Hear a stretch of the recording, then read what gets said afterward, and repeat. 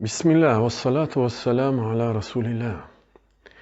Обращаюсь к имамам, религиозным проповедникам братских мусульманских народов Кавказа, Татарстана и Башкортостана. И просто к людям веры, мусульманам, проживающим в России. Россия сегодня проливает кровь невинных детей и женщин в Украине. Целенаправленно бомбит больницы и жилые дома в Мариуполе, Харькове, Чернигове, Киеве и других городах Украины. Когда-то в недалеком прошлом эти зверства прошлись по землям свободолюбивого Кавказа. Убивали и насиловали женщин. И сейчас тут, в Украине, под Киевом, рашистские орки убивают мирное население и насилуют женщин. Мы, крымские татары, мусульмане Украины, помним имена наших героев. Шейха Мансура, имама Шамиля, Байсангура Биноевского, Алибека Хаджи Алдамова, Зелимхана Харачоевского, Дадин Айбеки и 46 чеченских женщин, бросивших себя в реку вместе с русскими солдатами. И эти имена не все. Да, они и наши герои, которые бесстрашно раз за разом боролись за свою свободу, ибо все они были не просто лидерами, а были духовными, религиозными людьми от Господа. А наша умма единая. Сегодня Украина и вооруженные силы Украины, в рядах которых служат крымские татары, мусульмане Украины, защищают свои земли, честь, имущество и семьи. Они стоят за правду, они отстаивают истину, которая красной нитью прописана в Коране и хадисах. В частности, عن سعيد بن زيد عن النبي صلى الله عليه وسلم قال. От Саида ибн Зайда передано, что пророк, мир ему и благословение Аллаха, сказал: «Ман кутиля дуна малихи фахуа шахид, ва ман кутиля дуна ахлихи, ау дуна дамихи, ау дуна динихи фахуа шахид». Тот, кто был убит, защищая свое имущество, умер свидетелем за веру, то есть шахидом.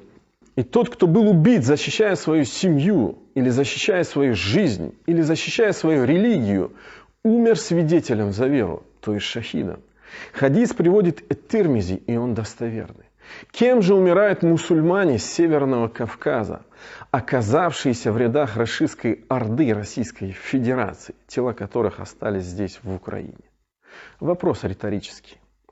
Мы не глумимся, не оскорбляем их, и к этому побуждает нас в первую очередь не Женевская конвенция, а слова посланника Аллаха, да благословит его и приветствует Всевышний, который сказал: «Ля тасуббуль амват, фа иннахум кад афдау иля ма каддаму». Не оскорбляйте умерших, ведь поистине они уже заполучили то, что совершили.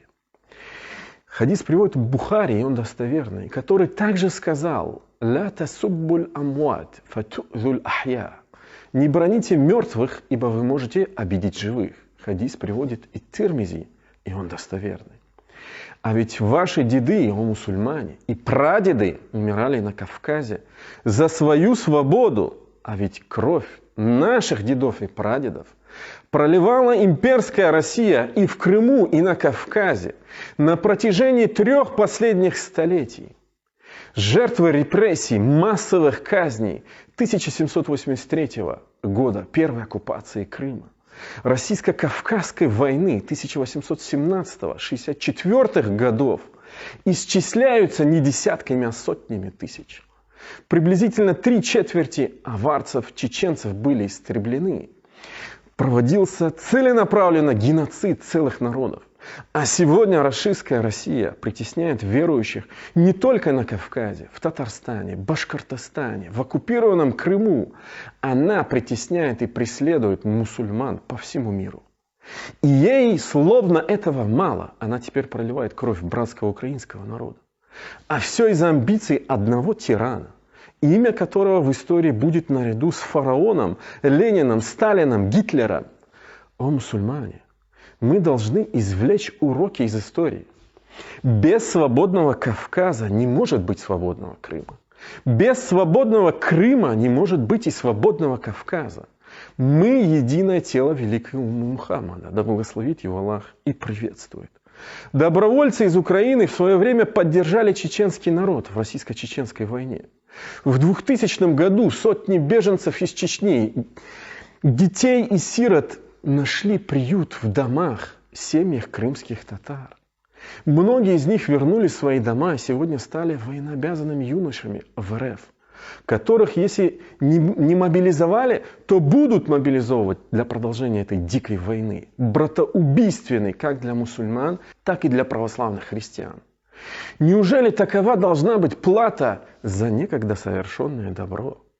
Зная, вы живете при тотальной диктатуре, многие из вас, возможно, сейчас думают про себя и говорят: а что же мы можем сделать? На самом деле можно сделать немало. А именно простым имамам сел, поселков и городов, к которым я сейчас обращаюсь. Кто-то, конечно же, может сказать: пусть это делают муфтии. Но мы же прекрасно понимаем, кто такие муфтии в диктаторской России сегодня. За исключением тех, кого помиловал наш Господь. И пусть их будет больше, ведь двери покаяния открыты до судного дня. Например, каждый из вас, заручившись поддержкой обычных людей, представителей общины, может выступить с публичными заявлениями, осуждая эту дикую братоубийственную войну. Да, тем самым вы рискуете своей свободой и даже жизнью, но такова ответственность того положения и статуса, которым вас наделил Всевышний, посредством людей вокруг вас. А ведь справедливое слово, сказанное тирану, это лучшая борьба на пути Всевышнего. Как сказал об этом посланник Аллаха, мир ему. «Афдалуль джихади калимату адлин инда султани джаир». Лучший джихад – это справедливое слово, сказанное правителю тирану. Хадис приводит Абу Давуд, и он достоверный. Я сегодня нахожусь в Киеве, и Киев бомбят и обстреливают. Но тем не менее, стою в мечети возле этого минбара и выполняю свой долг, к чему и призываю вас. Если вы не в состоянии этого сделать, то вам следует публично снять с себя полномочия и обязанности имама и сделать все, что было упомянуто выше, на уровне хотя бы души и сердца. А это и есть самая слабая степень веры, как сказал об этом наш любимый пророк Мухаммад, да благословит его Аллах и приветствует. На индивидуальном, личном уровне необходимо игнорировать все повестки военкомата и под любым предлогом не идти в ряды вооруженных сил РФ и объяснять это всем юношам призывного возраста, их матерям, отцам, родственникам. А также не платить налоги и призывать людей к этому, если это еще актуально, конечно же, в России. Те, кто оказался по невежеству и незнанию в рядах русской орды РФ сегодня, может по собственной воле сдаться в плен и, сославшись на данное мое обращение муфтия Крыма, просить у представителей украинской армии безопасности и защиты. А для тех, кто желает быть во главе заповеди посланника Аллаха, да благословит его Аллах и приветствует, «Мэн ра'a минкум мункаран фальюгаййируху бьядихи» и порицать несправедливость не словами и душой, а рукой, будет отдельное обращение со всеми необходимыми обоснованиями с точки зрения исламского права. И напоследок, к нам сегодня из России обращаются родственники солдат-мусульман, погибших в Украине, с просьбой помочь вывести их тела. А ведь если бы мое обращение было услышано ими до вторжения, этого не было бы сейчас.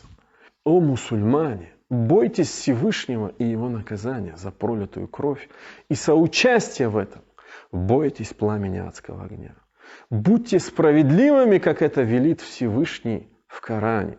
«И'дилу хуа акрабу литтаква, ваттаку Аллаха, инна Аллаха хабирун бима та'малун».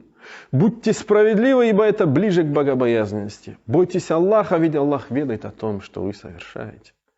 Берегите себя, своих детей и родных. Вспомните про то, кем были наши предки.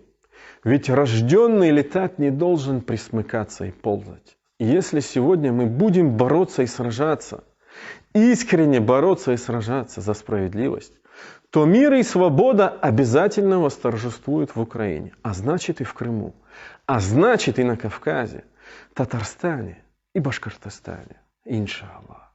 Аминь.